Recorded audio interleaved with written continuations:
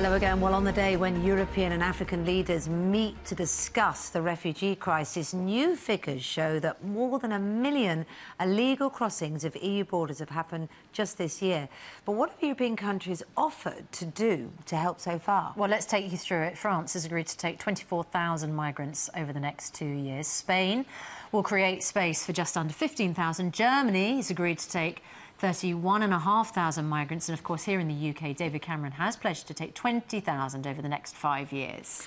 So how has this crisis unfolded before us over the past year? Jonathan Swain is in Kos for us this morning. It's a desperate situation for them there, isn't it, Jonathan? Yes, it certainly is, Susanna. I've just been told a group of migrants from Turkey have just arrived here in Kos. Here they are. There's loads of them. No need to be afraid, OK? I want to go to Germany to complete my study.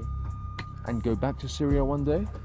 If the situation will become good, I will come back. Why not? It is my home. Do you leave your home? Just still gridlock there between the migrants wanting to leave and the authorities keeping there. That's right, Ben, and you can see the message is well and truly clear this morning from the police here in Budapest. You will not be coming into the station, you will not be getting a train any further into Western Europe. You can see that this situation has suddenly changed very quickly here. A lot of very desperate people pushing their way into this station. Migrants continue to attempt to get on trucks slowing down near the port. Why are you just watching? Look, why aren't you stopping the migrants getting on the back of lorries? There's a group of them down there. More than 100 refugee children have died in the last 2 months trying to cross the sea to reach safety in Greece. The main cemetery in Lesbos is now full and battling to find space to bury the dead. Maybe I stay here 3 months, maybe 6 months, maybe. But I have to do. You have to try. Yeah, I have to try. We're here in Europe. A lot of fights breaking out here as well, look, just for a towel and a few clothes. Oh, the misery and the desperation. The misery, the desperation and seemingly no solution so far. Joining us now live is former head of the UK Border Force, Tony Smith. Morning. Well, we know that, you know, leaders are meeting, aren't they, to try and find a solution to the crisis. Is there an obvious one staring us in the face that you can see? Not really, Kate, no. I mean, these are unprecedented numbers, as your report shows. A fourfold increase on last year. Last year was a record in of itself. So huge numbers, and the figures you show, the EU can't cope with those numbers. Essentially, the numbers that people are offering, countries are offering to take, does not match the numbers coming in. So there's a challenge in preventing the flow and stopping the huge numbers that are coming in the first place. And then, of course, when they're here, which country is going to take responsibility for fingerprinting and screening them and identifying them, interviewing them, processing them, and ultimately those that don't qualify to stay, who's going to send them back? The problem is, Tony, is the challenges are there, as you say, but tackling those doesn't seem to stop people still wanting to come. This is the problem, isn't it? So, you know, we're all talking about how awful it is, but there doesn't seem any way out.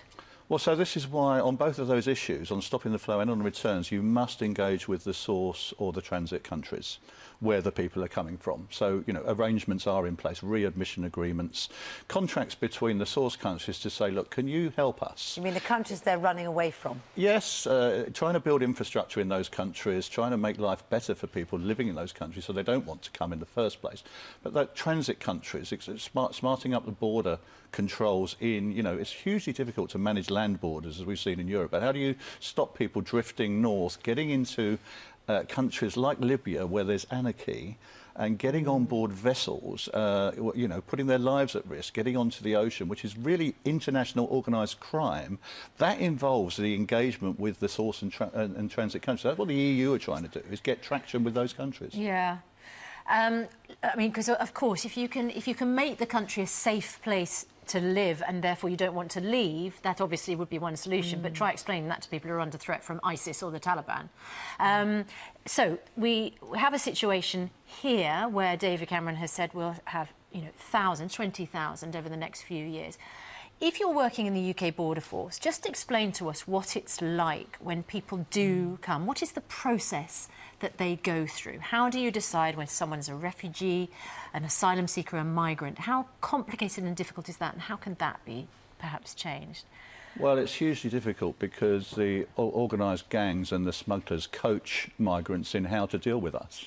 So they will be encouraged, you know, to perhaps give a false name or say they're from a country that perhaps they're not from, with a view to getting asylum or giving more weight to their claims. So the investigating officers who do the interviews have to get beneath the surface of this and find out, are you really from Syria, and are you really the person that was caught up in that? Or somebody told you to say that. They'll also throw their passports away. And so, you know, when we come finally to the end of a process...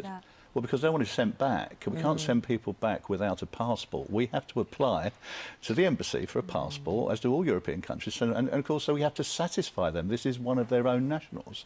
So one of the tactics is to change your identity, change your nationality, throw your passport away, and the longer this goes on, the harder it becomes to return people. And so the idea is to try and stop the problem at source and to manage the flows in the first place. Yeah, and that's a major, major international task. All right, thanks so much, Tony Smith. Thank you.